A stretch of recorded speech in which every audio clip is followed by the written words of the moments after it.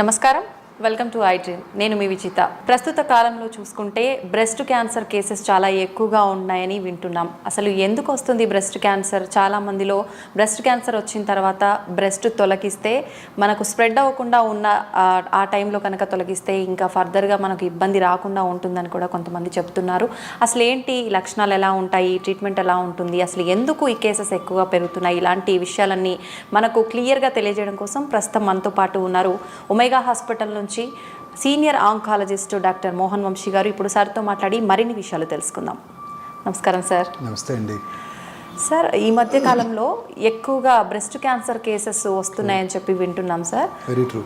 ఎందుకని సార్ ఎక్కువగా breast cancer? Very true, మీరు చెప్పింది వెరీ ట్రూ అండి. ప్రతి 4 నిమిషాలకి భారతదేశంలో ఒక స్త్రీ బ్రెస్ట్ క్యాన్సర్ వల్ల డయాగ్నోస్ అవుతున్నారు. 2022లో ICMR Indian Council for Medical Research New Delhi వారి స్టాటిస్టిక్స్ ప్రకారం 2,24,000 new breast cancer patients diagnose చేయబడ్డాయి భారతదేశంలో. ఇది మనకు తెలిసినది. అంటే ఇప్పుడు cancer is not a notifiable disease. Morning breast cancer patient చూసి డయాగ్నోస్ చేస్తే I don't have to notify anybody. Corona చూసామనుకోండి, ఇమీడియట్గా నోటిఫై చేయాలి మనం. ఇది not a notifiable disease. So notifiable disease కానప్పుడు ఇదంతా కూడా approximate statistics, population based registries, hospital based రిజిస్ట్రీస్ని బట్టి వచ్చిన స్టాటిస్టిక్స్. బట్ సైంటిస్టులు, డాక్టర్లు బిలీవ్ చేసేదంటే దీనికన్నా చాలా రెట్లు ఎక్కువ ఉంటుంది ఇది ఇన్సిడెంట్స్. సో 2,22,000 అఫీషియల్గా చాలా ర్యాపిడ్గా పెరిగింది. 2010లో it was just about 80,000 for annum. వాళ్ళ 2,24,000 new breast cancer patients per annum. చాలా ఎక్కువగా పెరిగిపోయాయి. సో బ్రెస్ట్ క్యాన్సర్ పెరిగిపోవడానికి అనేక రిస్క్ ఫ్యాక్టర్స్ ఉన్నాయండి. సో ముందుగా మనం బ్రెస్ట్ క్యాన్సర్ రావడానికి కలిసిన రిస్క్ ఫ్యాక్టర్స్ కనుక పరిశీలించినట్టయితే, సో ఫస్ట్ థింగ్ లేట్గా పిల్లలు పుట్టిన వాళ్ళు, అంటే ఫస్ట్ చైల్డ్ 30 years తర్వాత పుట్టారనుకోండి, వాళ్ళలో బ్రెస్ట్ క్యాన్సర్ వచ్చే అవకాశాలు ఎక్కువగా ఉంటాయి. కానీ ప్రస్తుత రోజుల్లో ప్రతి ఒక్కరు లేట్గానే అర్బన్ ఏరియాస్లో అకాడమిక్స్ తర్వాత కెరియర్ మీద కాన్సన్ట్రేట్ చేస్తూ మ్యారేజ్ లేట్గా చేసుకోవటం, ఆ తర్వాత మళ్ళీ లేట్గా పిల్లలు కంటాం, దీంతో బ్రెస్ట్ క్యాన్సర్ రిస్క్ ఎక్కువ అవుతుందండి. ఇదే కాకుండా ఒబీస్ ఉమెన్లో, స్మోక్ చేసే ఆడవాళ్ళలో, ఆల్కహాల్ తాగే ఆడవాళ్ళలో కూడా ఈ బ్రెస్ట్ క్యాన్సర్ ఎక్కువగా ఉంటుంది. థర్డ్ వరల్డ్ కంట్రీస్లో కూడా, అర్బన్ డెవలప్డ్ కంట్రీస్ లాగా లేడీస్ ఇప్పుడు ఈ ఫాస్ట్ ఫుడ్స్కి వీటికి అలవాటు పడటంతో ఒబిసిటీ ఎక్కువైపోతుంది. పిల్లల్లోనూ, గర్ల్స్లోనూ, బాయ్స్లో కూడా ఒబిసిటీ ఎక్కువైపోతుంది. Obesity is a very important risk factor for breast cancer.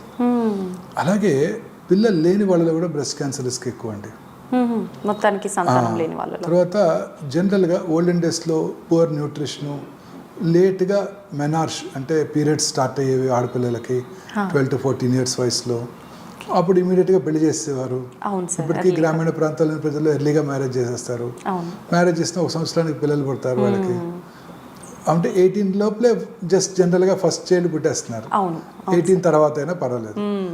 Whereas urban ఏరియాస్లో లేట్గా మ్యారేజ్ చేసుకోవడంతో లేట్గా పిల్లలు పుడుతున్నారు. సో అర్లీగా మెనార్ష్ రావటం. ఇప్పుడు అర్బన్ ఏరియాస్లో న్యూట్రిషన్ బాగుంటుంది, వాళ్ళలో 9-10 yearsకే మెనార్ష్ వచ్చేస్తుంది. తర్వాత గుడ్ న్యూట్రిషన్ వల్ల మెనోపాజ్ కూడా లేట్గా ఉంటుంది. ఎంతమంది 45, 46, 48, ఇప్పుడు 50, 54, 55 అయిపోయింది మెనోపాజ్. సో లాంగర్ పీరియడ్ అంటే మెనార్ష్ వచ్చి మెనోపాజ్ ఎక్కువ టైం ఉండేసరికి more and more estrogen peaks, more and more chance of breast cancer. So urban ఏరియాస్లో అందుకే బ్రెస్ట్ క్యాన్సర్ ఇన్సిడెన్స్ ఎక్కువగా ఉంటుంది. మనకు తెలియకుండా చేసే చిన్న చిన్న తప్పుల వల్ల పెద్ద ప్రమాదంలో పడిపోతున్నాం సార్. తర్వాత ఈ చాలామంది విమెన్ ఇప్పుడు ఈ మన BPO కంపెనీస్లో పనిచేస్తున్నారు. They work for American timings and European timings. They work in lights, night time work చేస్తారు. ఈ నైట్ టైం వర్క్ చేసే వాళ్ళలో అన్ని క్యాన్సర్లు, ముఖ్యంగా బ్రెస్ట్ క్యాన్సర్ వచ్చే అవకాశాలు ఎక్కువగా ఉంటాయి ఆడవాళ్ళలో. మగవాళ్ళలో కూడా క్యాన్సర్ ఇన్సిడెన్స్ ఎక్కువగా ఉంటుంది. నైట్ టైం పనిచేసినప్పుడు ఏమవుతుందంటే, మనం మామూలుగా అర్లీగా డిన్నర్ చేసుకొని 7 లోపల 9కో 9:15కో పడుకొని నిద్రపోయాం అనుకోండి, మనందరికీ కూడా చక్కటి నిద్ర పడుతుంది. 1:32కి ఆ టైంలో మెలటోనిన్ అనే హార్మోన్ ఉత్పత్తి అవుతుందండి. ఆ మెలటోనిన్ అనే hormone strong anti cancer properties ఉన్నాయి దానికి. ఇప్పుడు లేట్గా పడుకున్నారనుకోండి, అసలు పడుకోవట్లేదు, నైట్ టైము రాత్రంతా పనిచేసి మార్నింగ్ పడుకుంటున్నారు. అవును. వాళ్ళలో ఈ మెలటోనిన్ హార్మోన్ ఉత్పత్తి ఉండదు. ఓకే. సో వాళ్ళలో క్యాన్సర్ వచ్చే అవకాశాలు ఎక్కువగా ఉంటాయి. అందున బ్రెస్ట్ క్యాన్సర్ వచ్చే అవకాశాలు ఎక్కువగా ఉంటాయి. నైట్ టైం పనిచేసే వాళ్ళు కాదండి, మనం మిగతా వాళ్ళం అందరం కూడాను లేట్గా పడుకోవటం, ఆ పడుకునే ముందు గంట 2 గంటలు టీవీ చూడటం, మళ్ళీ టీవీ చూసి పడుకునే ముందు మళ్ళీ మొబైల్ స్క్రీన్ బ్లూ స్క్రీన్ చూడటం, వీళ్ళలో కూడా ఈ మెలటోనిన్ హార్మోన్ ఉత్పత్తి తగ్గిపోతుంది. మెలటోనిన్ హార్మోన్ ఉత్పత్తి తగ్గిపోయినప్పుడు క్యాన్సర్ వచ్చే అవకాశాలు ఎక్కువగా ఉంటాయి. సో మన పిల్లలంతా కూడా ఇప్పుడు లేట్గా చదువుకోవటం, చదువుకునే పిల్లలు, ఎంజాయ్ చేసే పిల్లలు లేట్గా పార్టీంగ్ చేయటం, ఇంటికి వచ్చి టీవీ చూడటం, మొబైల్ చూడటం, మొబైల్ బ్లూ స్క్రీన్ చూడటం, వాళ్ళలో ఈ మెలటోనిన్ హార్మోన్ ఉత్పత్తి తగ్గిపోయి వాళ్ళలో కూడా క్యాన్సర్ వచ్చే అవకాశాలు, ముఖ్యంగా బ్రెస్ట్ క్యాన్సర్ వచ్చే అవకాశాలు ఎక్కువగా ఉంటాయి. ప్రపంచం అంతా కూడా ఇదే ట్రెండ్ చూస్తున్నాం. As of now 2.2 million new breast cancer patients ప్రపంచంలో డయాగ్నోస్ చేయబడుతుంటే 1/10 మన దేశంలోనే ఉన్నాయి. సో ఇది బై 2040 దే ఎస్టిమేట్ 2.2 మిలియన్ అలా 10 మిలియన్ బ్రెస్ట్ క్యాన్సర్స్ అయిపోతాయని అంచనా.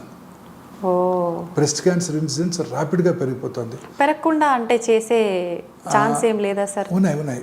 మనం వీటన్నిటిని నివారించాలి. మనం ఇప్పుడు అడ్రస్ రిస్క్ ఫ్యాక్టర్స్ అన్ని కూడా నివారించాల్సి ఉంటుంది. తర్వాత ఇంకొక ఇంపార్టెంట్ రిస్క్ ఫ్యాక్టర్, చాలా ఇంపార్టెంట్ రిస్క్ ఫ్యాక్టర్ ఏంటి సార్? ఒకసారి బ్రెస్ట్ క్యాన్సర్ వచ్చి ఉన్నట్టయితే వాళ్ళకి రెండో సైడ్ కానీ అదే సైడ్ కానీ మళ్ళీ బ్రెస్ట్ క్యాన్సర్ వచ్చే అవకాశాలు ఎక్కువగా ఉంటాయి. ఇంకొకటి family history of breast cancer ఉన్న వాళ్ళు, తల్లిగారికి కానీ లేకపోతే సోదరుడికి కానీ తండ్రి గారికి కానీ సోదరికి కానీ ఉన్నట్టయితే వాళ్ళలో బ్రెస్ట్ క్యాన్సర్ వచ్చే అవకాశాలు నార్మల్ పాపులేషన్తో, సాధారణ ప్రజానీకంతో పోల్చినట్టయితే వాళ్ళకు కూడా రిస్క్ ఎక్కువ ఉంటుంది. ఇదే కాక ముఖ్యంగా తండ్రి గారికి ఉన్నట్టయితే male breast cancer is also known. మెన్లో బ్రెస్ట్ క్యాన్సర్ వచ్చే అవకాశాలు తక్కువ, బట్ వాళ్ళలో కూడా చూస్తుంటాం, కానీ చాలా తక్కువగా వింటుంటాం. ఎస్. తర్వాత ఇంకొక ఇంపార్టెంట్ విషయం, జెనెటిక్ ప్రీడిస్పోజిషన్. ఆంజెలినా జోలీ పేరు విన్నారా? Very famous Hollywood movie heroine. వారి తల్లి గారికి ట్రిపుల్-నెగటివ్ బ్రెస్ట్ క్యాన్సర్ ఉందని వారు చిన్న వయసులోనే 2011లోనే, అంటే కరెక్ట్గా 13 ఏళ్ల క్రితం ఈ blood test BRCA1 BRCA2 blood test చేయించుకున్నారు. అందులో వారికి 2 పాజిటివ్గా రావడంతో వారు 2011లోనే 2 బ్రెస్ట్లు 2 ఓవరీలు తీయించేసుకున్నారు. దీనినే hereditary breast ovarian cancer syndrome అంటాం. ముఖ్యంగా చిన్న వయసులో బ్రెస్ట్ క్యాన్సర్ వచ్చినప్పుడు, లేకపోతే ఒకే ఫ్యామిలీలో ఇద్దరికి బ్రెస్ట్ క్యాన్సర్ వచ్చినప్పుడు, ఒకేసారి 2 బ్రెస్ట్లోనూ క్యాన్సర్ వచ్చినప్పుడు, ట్రిపుల్-నెగటివ్ బ్రెస్ట్ క్యాన్సర్ వచ్చినప్పుడు, అలాగే ఓవేరియన్ క్యాన్సర్ వచ్చిన ప్రతి స్త్రీ కూడా ఈ టెస్ట్ చేయించుకోవాల్సి ఉంటుంది. BRCA1 BRCA2 gene mutation analysis. ఇది కనుక పాజిటివ్ ఉన్నట్టయితే వారికి hereditary breast ovarian cancer syndrome అంటారు. వాళ్ళకి బ్రెస్ట్ క్యాన్సర్ వచ్చే అవకాశాలు 2 పాజిటివ్ ఉంటే 100%. మొన్న మధ్య మన మూవీ స్టార్, చాలా ప్రతి ఉంటుంది అమ్మాయి, హంసా నందిని, వారికి కూడా ఒక 1.5 year బ్యాక్ బ్రెస్ట్ క్యాన్సర్ వచ్చింది. వారు కూడా అనౌన్స్ చేశారు వారు BRCA1 పాజిటివ్ అని, ట్రిపుల్-నెగటివ్ బ్రెస్ట్ క్యాన్సర్ అని. I was very happy. After that we didn't see her. మొన్ననే ఒక 1 week బ్యాక్ వారి దాన్ని ఏమంటారు ఎక్స్లో ట్వీట్ చేశారు. వారి ఫోటోగ్రాఫ్ బీచ్ డ్రెస్లో వేసుకుని మిస్సింగ్ మీ అని పెట్టారు. ఇమీడియట్లీ నేను మెసేజ్ పెట్టాను, we are all missing you ma'am, you are an embodiment of resilience. మీరు ఎంతో పట్టుదలతో బ్రెస్ట్ క్యాన్సర్తో పోరాడి మళ్ళీ she's as beautiful as she was before. మీరు కొత్త ఫోటోగ్రాఫ్ చూసినట్టయితే అంతకుముందు ఎంత అందంగా ఉన్నారో ఆవిడ, ఇప్పుడు కూడా అలానే ఉన్నారు. This is an inspiration to all of us. మనందరికీ చిన్న వయసులో, అమ్మాయి చిన్న వయసులోనే క్యాన్సర్ని ఎదుర్కొని, దట్టు పెద్ద మూవీ హీరోయిన్, చాలా మంది హీరోయిన్స్ కన్నా అందంగా ఉంది అమ్మాయిని చూస్తే. మనం చూసిన వాళ్ళందరూ తెలుగు మూవీ హీరోయిన్లో ఆమె అందంగా ఉన్నారు. అలాంటి అమ్మాయి చిన్నపిల్ల, 27 32, నా వయసులో సగం లేదు, అంత ధైర్యంగా ఫేస్ చేసి మళ్ళీ ఎంత చక్కగా అంతే అందంగా తయారయ్యి మిస్సింగ్ మీ అని మెసేజ్ పెట్టారు. I was so happy, thrilled. నా పేషెంట్స్ అందరికీ చూపిస్తున్నాను నేను అది. చూడండి ఈ చిన్నపిల్ల ఎంత చక్కగా ఫైట్ చేసిందో. చాలా మంది క్యాన్సర్ రాగానే భయపడిపోతున్నారు, చేస్తున్నారు. నేను ఇది నా ఓపీ రూమ్లో పెట్టుకున్నాను ఈ ఫోటోగ్రాఫ్. చూడండి అమ్మాయిని చూడండి, చిన్నపిల్ల ఎలా ఫేస్ చేసిందో. పైగా మూవీ హీరోయిన్, తన హెయిర్ షేవ్ చేసుకొని మళ్ళీ ఆ ఫోటో కూడా పెట్టారు ఆవిడ. అన్ని ఫొటోస్ పెట్టాను నా ఓపీఎల్. చూడండి అమ్మాయి ఎలా ఫేస్ చేసిందో. ఇది షీఈ్ అన్ రోల్ మోడల్. అవును సార్, నిజం. She's a role model to all of us. పట్టుదలతో పనిచేస్తే దేనైనా జయించవచ్చు. మీకు నాకు కూడా రోల్ మోడల్ ఆవిడ. రైట్ సార్, అవును. సో ఎంత బాగా మళ్ళీ పెట్టింది కూడా చక్కటి ట్వీట్, మిస్సింగ్ మీ ఇమీడియట్లీ ట్వీట్ చేయించాను నేను. Yes, the whole world missed you ma'am. నిజంగా అందరిలో అట్లాంటి పట్టుదల అనేది ఉండాలి సార్. రెసిలియన్స్. దాంతోనే ఆమె అంత ధైర్యంగా దాన్ని ఫేస్ చేస్తుంది. అలానే చాలా మంది ఉన్నారండి. లీజా రే, ఓకే, ఆమె కూడా వెరీ బ్యూటిఫుల్ ఆర్టిస్ట్. తెలుగులో ఒక మహేష్ బాబు గారితో సినిమా చేశారు ఆవిడ, పేరు మర్చిపోయిన సినిమా పేరు. ఆ సినిమాలో బిపాషా బాసు ఆవిడ ఇద్దరు చేశారు. ఆ తర్వాత ఆవిడకి మల్టిపుల్ మైలోమా వచ్చింది. దాన్ని జయించి బోన్ మ్యారో ట్రాన్స్ప్లాంట్ చేయించుకొని మళ్ళీ యాక్టింగ్ మోడలింగ్లోకి వచ్చేసారు ఆవిడ. Great sir. చిన్నపిల్లలు వీళ్ళంతా, 20-25 ఏళ్ళ పిల్లలు. అవును, చూడండి ఎంత చక్కగా ఫేస్ చేసి. అలాగే మనీషా కొయిరాలా, సోనాలి బింద్రే, వీళ్ళందరూ మనకి చాలా ఆదర్శం అండి. చిన్న చిన్న వీటికి మనం వరి అయిపోతుంటాం. సో అన్ని జబ్బులకి మూల కారణం మానసిక ఆందోళనేనండి. నిజం సార్, కానీ ప్రతి ఒక్కరు కూడా టెన్షన్ పడిపోతుంది. ఈ పిల్లలు చూడండి ఎంత బాగా ఫేస్ చేశారు. వాళ్ళ వయసు ఎంత, అందరి వయసు. మనీషా కొయిరాలాకి 36 ఏళ్ళ వయసులో వచ్చింది, సోనాలి బింద్రేకి 40 years వయసులో వచ్చింది. ఈ అమ్మాయికి 27-30 హంసానందినికి ఎంత చక్కగా ఫేస్ చేశారండి. ఫేస్ చేసి మళ్ళీ వాళ్ళు పబ్లిక్లో కనబడి మనందరికి ఇన్స్పిరేషన్గా ఉన్నారు. అవును సార్. వీళ్ళందరికీ అంటే మళ్ళీ వచ్చే అవకాశం కానీ లేదంటే సివియర్ అయ్యే chance, we don't know the complete details. Okay, మనకు తెలియదు వారి డిసీజ్ స్టేటస్ ఎలా ఉందో. Okay, but it's a moving inspiration అండి. అవును సార్. వాళ్ళు అలా పెట్టి మళ్ళీ ఆ ట్వీట్ మొన్న పెట్టేసరికి నేను I was so happy to see her. అందరికి చూపిస్తున్నాను, అందరికి చూడండి ఇలా ఫేస్ చేయాలి అని. అవును, నిజంగా ఫైట్ చేయాలి సార్, ఖచ్చితంగా ఫైట్ చేయాలి. మనం స్టాండ్ తీసుకోవాలి, నిల్చోవాలి గట్టిగా, ఒకరికి ఆదర్శంగా నిలబడొచ్చు. సో క్యాన్సర్ని మీరు అడిగారు, ప్రివెంట్ చేయవచ్చా? అవును, prevention is not so simple. మన lifestyle changes, dietary modifications, రెగ్యులర్గా ఎక్సర్సైజ్ చేస్తూ అందరూ మగవాళ్ళు ఆడపిల్లలు అందరూ కూడాను రెగ్యులర్గా ఎక్సర్సైజ్ చేస్తూ, దురలవాట్లకు దూరంగా ఉంటూ, స్మోకింగ్, ఆల్కహాల్, అలాగే ఫైబర్స్ రిచ్ డైట్ ఎక్కువగా తీసుకుంటూ, ఫ్రూట్స్లో యాంటీ ఆక్సిడెంట్స్ ఎక్కువ ఉంటాయి, ఫ్రూట్స్ గ్రీన్స్ ఎక్కువగా తీసుకుంటూ, రెడ్ మీట్కి దూరంగా ఉంటూ, రెగ్యులర్గా ఎక్సర్సైజ్ చేస్తూ, లీన్ బాడీ మాస్ మెయింటైన్ చేస్తూ ఉన్నట్టయితే, అలాగే ఈ పిజ్జాలు, బర్గర్స్, సాచురేటెడ్ ఫ్యాట్స్ అవి తినకుండా, కమర్షియల్గా దొరికేవైనా తినకుండా, ప్రాసెస్డ్ ఫుడ్స్ అవి తినకుండా ఉన్నట్టయితే, లీన్ బాడీ మాస్ మెయింటైన్ చేసినట్టయితే డెఫినెట్గా క్యాన్సర్కి దూరంగా ఉండవచ్చు. ఓకే, అయితే సార్ చాలా మందిలో ఒక చిన్న డౌట్ అయితే ఉంటుంది సార్, లేడీస్ వేసే బట్టలు టైట్నెస్ని బట్టి కూడా క్యాన్సర్ వచ్చే అవకాశం ఉంటుంది అని చెప్పి, అది అపోహనేనా సార్? అపోహనేనండి. ఓకే, డియోడ్రెంట్ వాడటం వల్ల క్యాన్సర్ వస్తుందా, టాల్కమ్ పౌడర్ అండర్ ఆర్మ్స్లో వేసుకుంటే క్యాన్సర్ వస్తుందా, ఇవన్నీ కూడా మిస్కన్సెప్షన్స్, అన్ని myths. They don't cause cancer. Okay sir, breast cancer వచ్చే ముందు కానీ మనకు ఏమైనా సిమ్టమ్స్ నార్మల్గా ఉంటుంటాము, సడన్గా క్యాన్సర్ అని చెప్పి తెలిసిపోతుంది, ముందుగా మనకి ఏమైనా లక్షణాలు అనేది తెలుస్తుందా సార్? మనం ఐడెంటిఫై చేయొచ్చా? ఉంటాయండి బ్రెస్ట్ క్యాన్సర్కి. అంటే డిపెండ్స్, యు సీ, రెగ్యులర్గా వారి యొక్క బ్రెస్ట్ మీద అవగాహన పెంచుకోవాలండి ప్రతి స్త్రీ కూడా. ఓకే, సో ముఖ్య లక్షణాలు ఏంటంటే, బ్రెస్ట్లో ఒక లంప్ లాగా తగలటం, గట్టి లంపు, చాలాసార్లు అది పెయిన్లెస్గా ఉంటుంది. ఓకే, పెయిన్లెస్ లంప్ కదా అని అందరూ అశ్రద్ధ చేస్తుంటారు. సో పెయిన్లెస్ లంప్ క్యాన్సర్ అని, నాకు పెయిన్ కూడా ఉందండి అందుకే నేను రాలేదని కూడా ఒక మన మధ్య 2 చెప్తున్నారు. సో పెయిన్ ఉన్నా కూడా రావాల్సిందే. Any new lump in the breast ఖచ్చితంగా ఎవాల్యుయేట్ చేసుకోవాలి. 30 ఏళ్ళు దాటిన తర్వాత బ్రెస్ట్లో కనుక లంప్ వచ్చినట్టయితే, అన్లెస్ ప్రూవెన్ అదర్వైజ్ అది క్యాన్సర్ అనే అనుకోవాలి. బయాప్సీ చేసి అది కాదు అని నిర్ధారించుకునే వరకు క్యాన్సర్ అనే అనుకోవాలండి. సో బ్రెస్ట్ లంప్ ఎప్పుడు వచ్చినా, ఎక్కడొచ్చినా, అది అండర్ ఆర్మ్లో లంప్ వచ్చినా, breast actually extends up to the under arm, under ఆర్మ్లో లంప్ వచ్చినా కూడా మనం అశ్రద్ధ చేయకుండా వెంటనే మన దగ్గరలో ఉన్న మన ఫ్యామిలీ ఫిజిషియన్, లేడీ డాక్టర్ను, సర్జన్ను చూడాల్సి ఉంటుంది. ఇవే కాక బ్రెస్ట్ యొక్క సైజులో కానీ, షేప్లో కానీ మార్పు రావటం, బ్రెస్ట్ యొక్క చర్మం మీద ముడతలు పడినట్టు రావటం, బ్రెస్ట్ యొక్క స్కిన్ మీద ఎంగార్జ్డ్ డైలేటెడ్ వెయిన్స్, నరాలు ఉబ్బినట్టు ఉండటం, నిప్పుల్ అండ్ ఏరియాల కాంప్లెక్స్ మీద పుండు పట్టడం, 2 నిప్పుల్ అండ్ ఏరియాల కాంప్లెక్స్లు ఒకే లెవెల్లో లేకుండా వాటి పైకి కానీ వాటి కిందకి కానీ లాగబడి ఉన్నట్టయితే అది కూడా బ్రెస్ట్ క్యాన్సర్ లక్షణం. అలాగే ఈ ముడతలు పడినట్టు ఉండినట్టు కాకుండా ఆరెంజ్ పీల్ అపియరెన్స్ అంటాం. రైప్ ఆరెంజ్ ఎలా ఉంటుంది అలా ముడతలు పడినట్టు ఉండటం అనమాట, లోపలికి పోయినట్టు, వెరీ ఇంపార్టెంట్ రిస్క్ ఫ్యాక్టర్. అలాగే నిప్పుల నుంచి బ్లడీ కానీ, బ్రౌనిష్ కానీ, బ్లాకిష్ కానీ డిశ్చార్జ్ రావటం, ఇవన్నీ కూడా బ్రెస్ట్ క్యాన్సర్ ముఖ్య లక్షణాలు. ఈ లక్షణాలు కనుక ఉన్నట్టయితే స్త్రీలు అసలు అశ్రద్ధ చేయకుండా, అందరికీ ఒక వాళ్ళ లేడీ డాక్టర్ ఉంటారు, వాళ్ళ లేడీ డాక్టర్ని కలిసి పరీక్ష చేయించుకొని క్యాన్సర్ కాదు అని నిర్ధారణ చేసుకోవటం చాలా ఇంపార్టెంట్. ఓకే. అందుకే అందరూ కూడా స్క్రీనింగ్ ప్రోగ్రామ్స్లో జాయిన్ అవ్వాలి. Breast cancer screening is the only way we diagnose them early. మనం క్యాన్సర్ని ప్రివెంట్ చేయలేం, కానీ క్యాన్సర్ని ఎర్లీగా గుర్తించవచ్చు. ముందుగా గుర్తించడం అంటే చిన్నదిగా ఉన్నప్పుడే గుర్తించినట్టయితే బ్రెస్ట్ని సేవ్ చేసుకోవచ్చు, అలాగే బ్రెస్ట్ క్యాన్సర్ నుంచి క్యూర్ కూడా కావచ్చు. Okay, starting stages. So screening అంటే మోస్ట్ ఇంపార్టెంట్ థింగ్ ఏంటంటే వారికిగా వారు వారి యొక్క బ్రెస్ట్ మీద అవగాహన పెంచుకోవటం.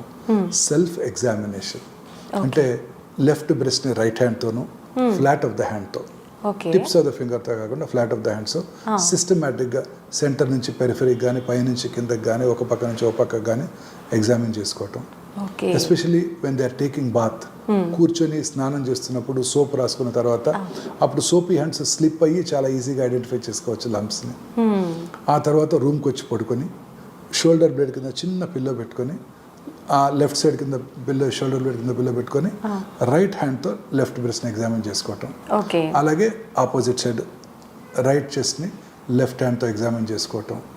ఆ తర్వాత అద్దం ముందు నుంచొని రెండు బ్రెస్ట్లు ఒకే పరిమాణంలో ఉన్నాయా, ఏమైనా మార్పులు ఉన్నాయా, స్కిన్ మీద ఏమైనా ఉబ్బినట్టుందా, ఆరెంజ్ పీల్ అపియరెన్స్ ఏమైనా ఉందా, నరాలు ఏమైనా ఉబ్బినట్టున్నాయా, ముడతలు పడినట్టున్నాయా, నిప్పుల్ అండ్ ఏరియా కాంప్లెక్సెస్ ఒకే లెవెల్లో ఉన్నాయా, అలాగే ఆ తర్వాత ఒకసారి స్క్వీజ్ చేసి ఏమైనా డిశ్చార్జ్ ఉందా.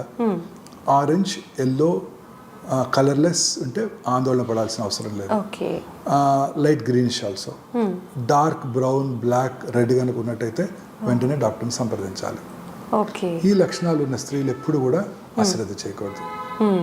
ఈ లక్షణాలన్నీ కూడా, ఈ లక్షణాలు ఉంటే క్యాన్సర్ ఉన్నది అని కాదు, క్యాన్సర్ ఉండి ఉండవచ్చు. ఇమ్మీడియట్గా మీ దగ్గరలో ఉన్న మీ లేడీ డాక్టర్తో, ఫ్యామిలీ ఫిజిషియన్తో పరీక్ష చేయించుకోవాలి. అవసరమైతే డయాగ్నోసిస్కి తగిన టెస్టులు చేయించుకోవాలి. అయితే సార్, ఇప్పుడు ఈ లక్షణాలన్నీ ఉంటాయని చెప్పారు కదా, కొంతమందిలో ఏ లక్షణాలు ఉండవు, సడన్గా తెలిసిపోతుంది. కొంతమందిలో లక్షణాలు ఉన్నా కూడా లేడీస్కి కామన్గా వచ్చే ప్రాబ్లమ్సే కదా అని చెప్పి లైట్ తీసుకుంటారు. చాలాసార్లు అశ్రద్ధ చేస్తుంటారు. పీరియడ్స్ ముందు బ్రెస్ట్లు కొంచెం లంపీగా ఉంటాయి. అవి పీరియడ్స్ ముందే ఉంటాయి, కొంచెం లంపీగా ఉంటాయి, కానీ లంప్ ఉండదు. లంపీగా ఉంటాయి, కొంచెం టెండర్గా ఉంటాయి, పెయిన్ఫుల్గా ఉంటాయి. అందుకే ప్రతి వాళ్ళు కూడా పీరియడ్స్ అయిపోయిన ఒక 1 వీక్ తర్వాత ఎగ్జామిన్ చేసుకోవాలి. అప్పుడు సప్పుల్గా ఉంటాయి బ్రెస్ట్. ఆ టైంలో ఎగ్జామిన్ చేసుకుంటే చక్కగా గుర్తించవచ్చు ఎటువంటి లంప్స్ ఏమైనా ఉన్నట్టయితే. అయితే ఈ లక్షణాలన్నీ మనకి ఏ స్టేజ్లో బయటపడతాయి సార్ జనరల్గా? అంటే అలానే లేదు మేడం, మేము ఎర్లీగానే మనకు అవగాహన పెంచుకుంటే డాక్టర్ కన్నా ముందు వారే పట్టుకుంటారు. చాలాసార్లు చాలా మంది స్త్రీలు నాకు లంప్ ఉంది చూడండి అని నా దగ్గరకు వస్తారు.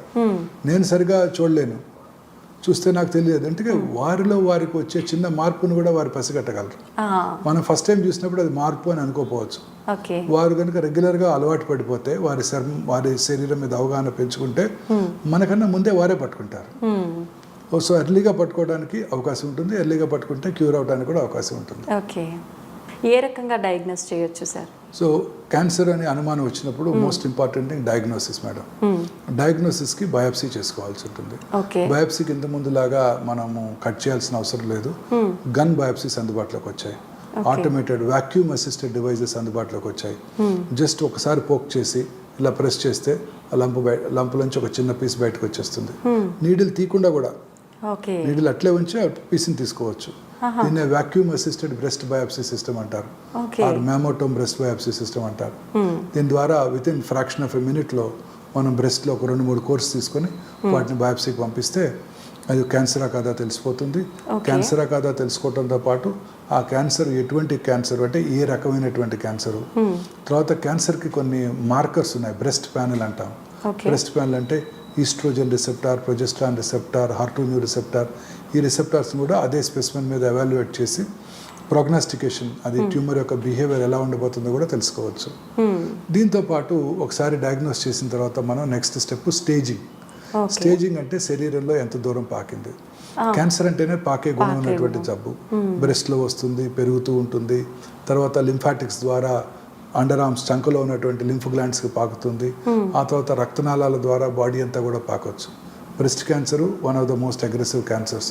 సో క్యాన్సర్ రాగానే ఫస్ట్ మనం పీఈటీ సిటీ స్కాన్ చేసుకోవాలి. పీఈటీ సిటీ స్కాన్ చేసినట్టయితే CT scan, PET CT scan, PET scan, positron emission tomography, ఇవన్నీ సపరేట్ ఎఫ్డిజి అంటారు, fluoro deoxy glucose PET scan చేసుకున్నట్టయితే బాడీ మొత్తం స్కాన్ చేయడం జరుగుతుంది. స్కాన్ చేసినట్టయితే శరీరంలో ఇంక ఇతర భాగాలకి ఎక్కడికైనా పాకినట్టయితే మనకి ఇమీడియట్గా తెలిసిపోతుంది. చాలా మిస్కన్సెప్షన్స్ ఉన్నాయి. పెట్ స్కాన్ చేస్తే రేడియేషన్ డోస్ చాలా ఎక్కువ ఉంటుంది, పెట్ స్కాన్ వల్ల హాని జరుగుతుందని చాలా మంది భయపడుతూ ఉంటారు. అది కూడా మిస్కన్సెప్షనే. First time in the country మనం 320 slice digital PET scan, artificial intelligence powered digital PET CT scan మనం ఇక్కడ అందుబాటులోకి తీసుకురావటం జరిగింది గచ్చిబౌలి ఒమేగా హాస్పిటల్లో. ఈ డిజిటల్ పెట్ సిటీ స్కాన్లో అతి తక్కువ రేడియేషన్ ఎక్స్పోజర్తో, అంటే మామూలు ఎనలాగ్ పెట్ స్కాన్స్లో 23 to 24 మిల్లీ సివరెట్స్ రేడియేషన్ ఉన్నట్టయితే ఇందులో 8 మిల్లీ సివరెట్ రేడియేషన్తోనే మనం హోల్ బాడీ స్కాన్ చేయవచ్చు. పెట్ సిటీ స్కాన్ కూడా 3 minutesలో అయిపోతుంది. అది సీక్వెన్షియల్గా కాకుండా కంకరెంట్గా PET scan, CT scan, artificial intelligence, field of vision ఎక్కువ ఉంటుంది.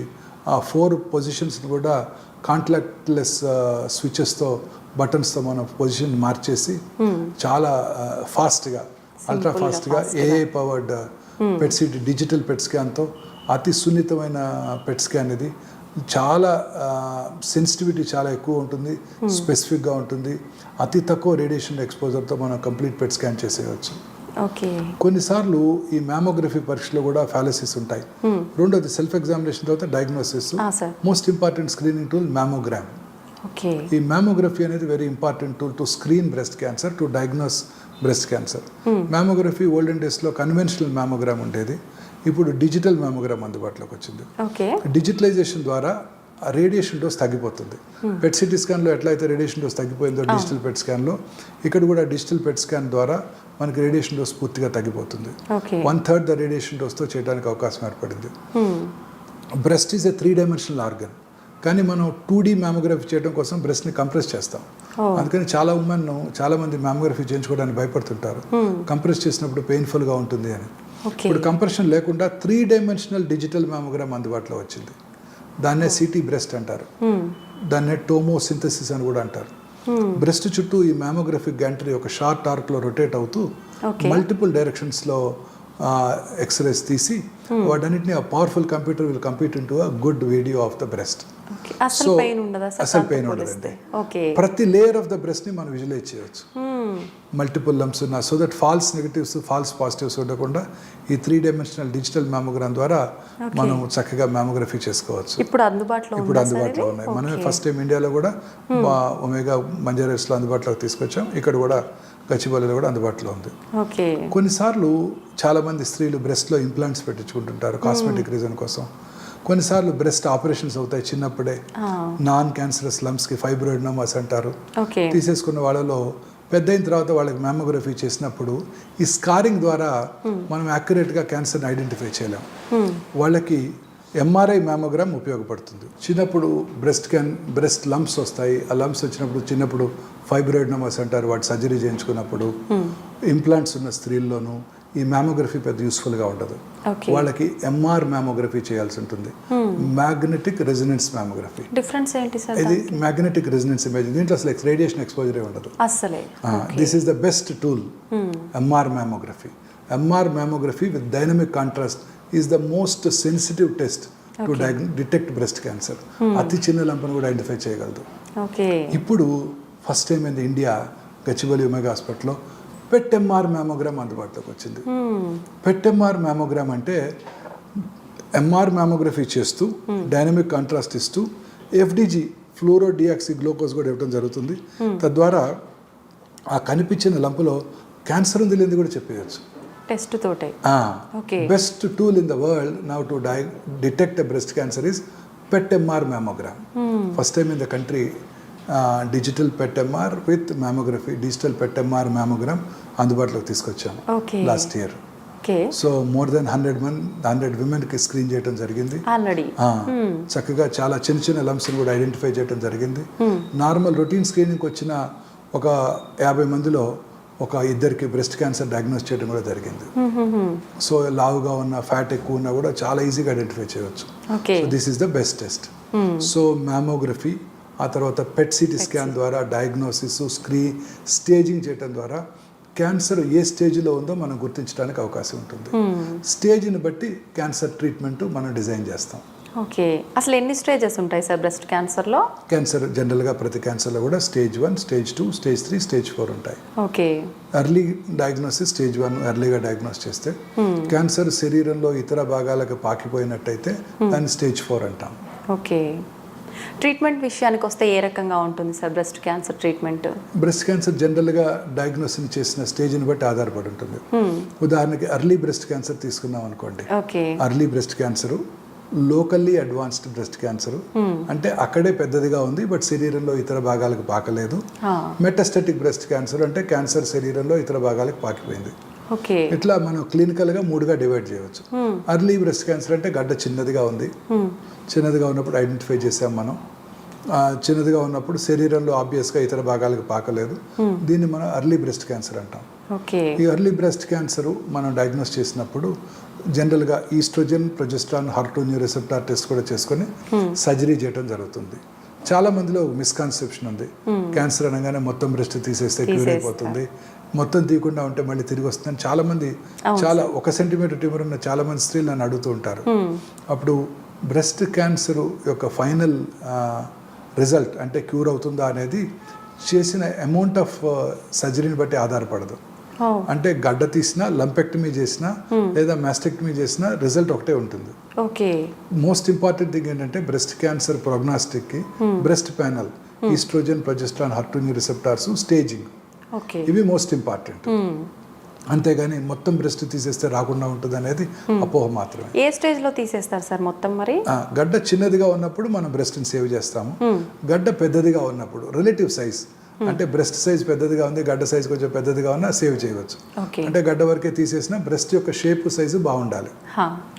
బ్రెస్ట్ సైజు బాగా చిన్నదిగా ఉంటుంది కొంతమంది స్త్రీలలో, వాళ్ళలో చిన్న లంపు సర్జరీ చేసినా కూడా మనం పూర్తిగా ఆల్టర్ అయిపోయినట్టయితే మొత్తం మాస్టెక్టమీ చేసుకోవడం బెటర్. సో ఈ బ్రెస్ట్ సైజు పెద్దదిగా ఉన్నా, అదే ట్యూమర్ పెద్దదిగా ఉన్నా కూడా మనం ఇప్పుడు ఏం చేస్తున్నామంటే ముందుగా అదే లోకల్లీ అడ్వాన్స్డ్ క్యాన్సర్లో ముందుగా యాంటీరియర్ కీమోథెరపీ ఇచ్చి ట్యూమర్ సైజుని తగ్గించి ఆ తర్వాత సర్జరీ చేయడం జరుగుతుంది. ఓకే, తద్వారా మనం బ్రెస్ట్ని ప్రిజర్వ్ చేయడానికి అవకాశం ఉంటుంది. అలా తగ్గే అవకాశం ఎంతవరకు ఉంటుంది? చాలా మందికి 100కి 98 మందికి తగ్గుతుందండి. ఓకే, బాగా తగ్గించి ఆ తర్వాత సర్జరీ చేస్తే మనం బ్రెస్ట్ని ప్రిజర్వ్ చేయడానికి కూడా అవకాశం ఉంటుంది. ఓకే, ఆ రకంగా మొత్తం తగ్గే అవకాశం ఉండదా సార్? ఉంటుందండి, ఉంటుంది. సర్జరీ చేయాల్సి ఉంటుంది. సో బ్రెస్ట్ క్యాన్సర్ సర్జరీ చేసినప్పుడు ఆ లంప్ని తీసేసిన తర్వాత కూడా, ఉదాహరణకు ఒక స్త్రీకి లంపెక్టమీ చేసాము, బట్ ఆపోజిట్ బ్రెస్ట్ తో కంపేర్ చేసినట్టయితే ఎంతో కొంత డిఫెక్ట్ కనబడుతుంది అక్కడ, వాల్యూమ్ లాస్ ఉంటుంది కదండి. సో దీనిని మనం ఓవర్కమ్ చేయడానికి ఇప్పుడు ఆంకోప్లాస్టిక్ బ్రెస్ట్ సర్జరీ చేస్తున్నాం. ఆంకోప్లాస్టిక్ బ్రెస్ట్ సర్జరీ అంటే combining the principles of plastic surgery at the same time cancer surgery ప్రిన్సిపల్స్ని కాంప్రమైజ్ అవ్వకూడదు. క్యాన్సర్ సర్జరీ ప్రిన్సిపల్స్ ఏంటి? గడ్డను దూరంగా తీయాలి, చాలా ఇంపార్టెంట్.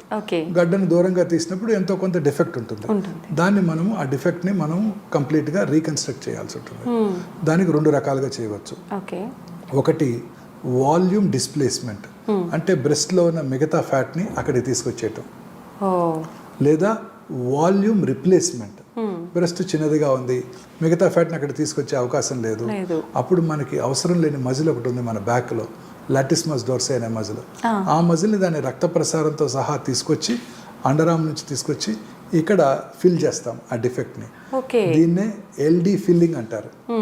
ఎల్డి ఫిల్లింగ్ అంటే లాటిస్మస్ డోర్సే ఫిల్లింగ్ అనమాట. అక్కడ దాన్ని ఫిల్ చేసినట్టయితే కాంటూరు, షేపు, సైజులో మార్పు రాకుండా ఆపోజిట్ బ్రెస్ట్ ఎలా ఉందో అలానే మనం క్రియేట్ చేయగలుగుతాం. చాలా బాగుంది సార్. కొన్నిసార్లు అవసరమైన మల్టీ సెంట్రిక్ ట్యూమర్ ఉంది అంటే బ్రెస్ట్లోనే 2-3 చోట్ల క్యాన్సర్స్ ఉన్నాయి, అప్పుడు ఖచ్చితంగా బ్రెస్ట్ మొత్తం తీసేయాలి మనం. అప్పుడు అదే సిట్టింగ్లో బ్రెస్ట్ని రీకన్స్ట్రక్ట్ చేస్తాం. ఇదే ఎల్డి ఫ్లాప్ తీసుకుని అక్కడ పెట్టేస్తాం.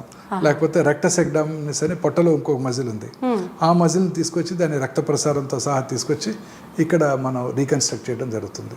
దానికి ఇంకొక అడ్వాంటేజ్ కూడా ఉంది, టమ్మీ టక్, పొట్ట కూడా ఫ్లాట్ అయిపోతుంది, టమ్మీ టక్ కూడా అయిపోతుంది. ఒకవేళ సైజ్ ఆఫ్ ద మజిల్ ఈ బ్రెస్ట్ సైజు పెద్దదిగా ఉందనుకోండి, అప్పుడు దాని కింద అవసరమైతే చిన్న ఇంప్లాంట్ కూడా పెడతాం. హా. అంటే ఆపోజిట్ బ్రెస్ట్ సైజ్తో మనం మ్యాచ్ Equal గా. చేయాల్సి ఉంటుంది. అవునవును. ఓకే. అది ఇంప్లాంట్ కూడా పెడతాం. ఇవన్నీ మనకి ఆంకోప్లాస్టిక్ సర్జన్ అందుబాటులో రెగ్యులర్ గా ఎన్ని కేసెస్ ఇలా అవుతుంటాయి రెగ్యులర్గా చాలా మంది చేస్తున్నాం మేడం. ప్రతి స్త్రీ కూడా అడుగుతున్నారు ఆపోజిట్ సైడ్ ఎలా ఉంది, ఇది అలానే కావాలని. తప్పనిసరిగా అందరికీ ముందు అసలు చాయిస్ ఇవ్వడం జరుగుతుంది. ఓకే. ఇలాంటి ఫెసిలిటీ ఉంది, మీకు కావాలంటే చేయించుకోవచ్చు. మా ఆంకోప్లాస్టిక్ బ్రెస్ట్ సర్జన్ ఉన్నారు, నేను ఆంకాలజీ సర్జన్, నాతో పాటు ఆంకోప్లాస్టిక్ బ్రెస్ట్ సర్జన్ ఉన్నారు, వారు చేస్తారు. అది okay. Okay. Plastic reconstruct surgeon చేస్తారు. ఇద్దరం కలిసి చేస్తాం అన్నమాట. Team work. అవును. Entire cancer treatment is team work, ఏ క్యాన్సర్ సరే. And breast cancer is no exception. Okay. ఇప్పుడు ఈ సర్జరీ అయిపోయిన తర్వాత ట్యూమర్ యొక్క స్టేజ్ని బట్టి, ట్యూమర్లో ఉండే breast panel, estrogen, progesterone, HER2 receptors, proliferative ఇండెక్స్ని బట్టి ఫర్దర్గా అడ్జువెంట్ కీమోథెరపీ కానీ, టార్గెటెడ్ థెరపీ కానీ. టార్గెటెడ్ థెరపీ అంటే వెరీ ఇంపార్టెంట్. HER2 రిసెప్టార్ అని ఇంతకు ముందు చెప్తున్నాను. HER2 రిసెప్టార్ కనుక పాజిటివ్ ఉన్నట్టయితే వీళ్ళకి ముందుగా ఈ క్యాన్సర్ కీమోథెరపీతో పాటు హర్సెప్టీ లేదా ట్రాస్టుజిమాబ్, పర్టుజిమాబ్ అనే మెడిసిన్స్ కూడా ఇవ్వడం జరుగుతుంటుంది. ఇవన్నీ కొంచెం ఎక్స్పెన్సివ్గా ఉంటాయి టార్గెటెడ్ థెరపీస్. పర్టుజిమాబ్ చాలా ఎక్స్పెన్సివ్గా ఉంటుంది, ఎందుకంటే అది ఇంకా కూడా అండర్ ద పేటెంట్ లాస్లో ఉంది. మనం ఇండియాలో తయారు చేయలేము. You to import that molecule from the original manufacturer అనమాట. ఓకే. సో ఈ డ్రగ్స్ కూడా ఇవ్వడం జరుగుతూ ఉంటుంది. తర్వాత ఇండికేషన్ కనుక ఉన్నట్టయితే బ్రెస్ట్ కన్జర్వేటివ్ సర్జరీ చేసిన తర్వాత రేడియోథెరపీ కూడా ఇవ్వడం జరుగుతుంది. రేడియోథెరపీ ఏంటంటే బ్రెస్ట్ మొత్తం తీయనప్పుడు ఆ బ్రెస్ట్తో పాటు మనం ఇంటాక్ట్ బ్రెస్ట్ ఇరేడియేషన్ చేయడం జరుగుతుంది. ఈ రేడియోథెరపీలో కూడా అనేక న్యూవర్ అడ్వాన్సెస్ ఇప్పుడు అందుబాటులోకి వచ్చాయి. ఇన్ఫ్యాక్ట్ సౌత్ ఇండియాలో ఫస్ట్ టైం మనమే సైబర్ నైఫ్ తీసుకురావడం జరిగింది. Cyber knife VSI. Cyber knife విఎస్ఐతో ఆ రేడియేషన్ SBRT అంటారు. ఆ ట్యూమర్ వచ్చిన భాగంలోనే రేడియేషన్ ఇస్తాము.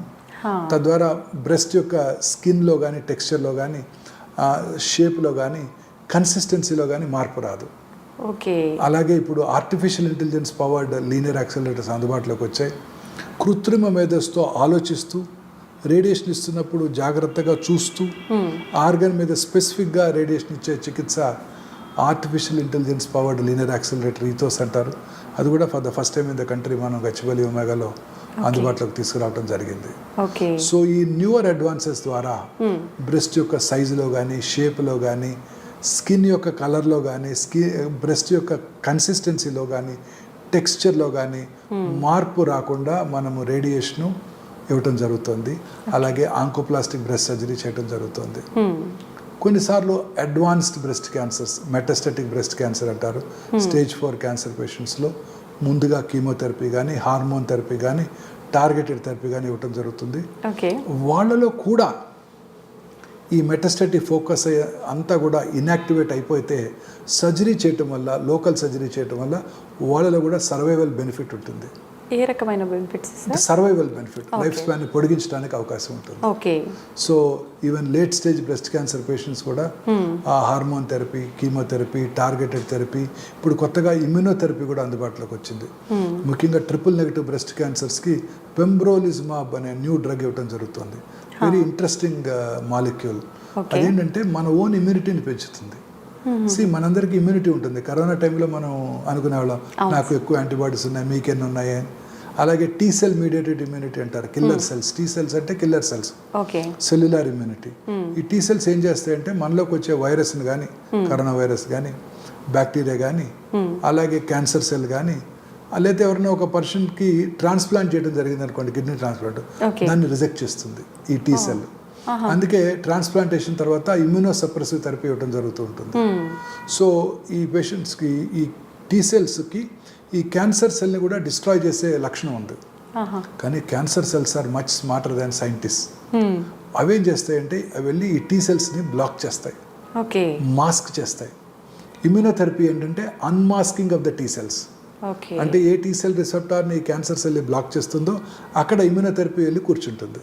తద్వారా ఈ టీ సెల్ క్యాన్సర్ సెల్ని ఫారిన్ సెల్గా గుర్తిస్తుంది. తద్వారా వెళ్ళి దాన్ని డిస్ట్రాయ్ చేసేస్తుంది. ఇదే pembrolizumab. Triple negative breast cancer పేషెంట్స్లో అప్ ఫ్రంట్ కీమోథెరపీతో పాటు పెంబ్రోలిజుమాబ్ కూడా ఇవ్వడం జరుగుతుంది. సో వీటి ద్వారా triple negative breast cancer, aggressive breast cancer patients కూడా వాళ్ళ లైఫ్ స్పాన్ సిగ్నిఫికెంట్గా ప్రొలాంగ్ చేయడానికి, క్యూర్ చేయడానికి అవకాశం ఏర్పడింది. క్యాన్సర్ పేషెంట్లు అందరికీ కూడా ఒక ఇంపార్టెంట్ మెసేజ్ ఏంటంటే, క్యాన్సర్ ట్రీట్మెంట్ అయిపోయిన తర్వాత ట్రీట్మెంట్ ఎంత ఇంపార్టెంటో ఫాలో అప్ కూడా అంతే ఇంపార్టెంట్. సో రెగ్యులర్గా స్టేజ్ని బట్టి, టైప్ ఆఫ్ ట్యూమర్ని బట్టి ట్రీట్మెంట్ ఇస్తున్న ఆంకాలజిస్ట్ ఒక ఫాలో అప్ షెడ్యూల్ నిర్ణయిస్తారు. ఓకే. జనరల్గా 3 నెలలకు ఒకసారి, 1 ఇయర్ పాటు, 6 నెలలకు ఒకసారి, 4 ఏళ్ల పాటు, లేకపోతే 10 ఏళ్ల పాటు, సంవత్సరానికి ఒకసారి కొంతకాలం పాటు ఫాలో అప్ షెడ్యూల్ నిర్ణయిస్తారు. ఓకే. ఈ ఫాలో అప్ ద్వారా మనకి క్యాన్సర్ తిరిగి రావడాన్ని మనం ముందుగా పసిగట్టవచ్చు. తిరిగి రావడాన్ని ముందుగా పసిగట్టినట్టయితే క్యూర్ కూడా చేయడానికి అవకాశం ఉంటుంది. ముందుగా చాలా మంది పేషెంట్స్ నెగ్లెక్ట్ చేస్తుంటారు. నేను బాగానే ఉన్నాను కదా, ఊరికే ఎందుకు టెస్టులు చేసుకోవటం, ఆ టెస్టులు చేస్తే రేడియేషన్ ఎక్స్పోజర్ ఉంటుందంట, కొత్త స్కాన్స్లు అవి ఏమి లేవు, అది వేరే విషయం ఉంటుంది అని భయపడుతూ ఫాలో అప్ కూడా రారు. But follow up is very important. Follow up చేయటం ద్వారానే క్యాన్సర్ రావడాన్ని ముందుగా పసిగట్టవచ్చు. సిమ్టమ్స్ వచ్చాక అప్పుడు కనుక చెకప్కి వచ్చినట్టయితే అప్పుడు ఇన్క్యూరబుల్ స్టేజ్కి వెళ్ళిపోవడానికి అవకాశం ఉంది. చాలాసార్లు మన ఫాలో అప్లో ఆపోజిట్ బ్రెస్ట్ క్యాన్సర్ డయాగ్నోస్ చేస్తాము. బ్రెస్ట్ క్యాన్సర్ వచ్చిన వాళ్ళకి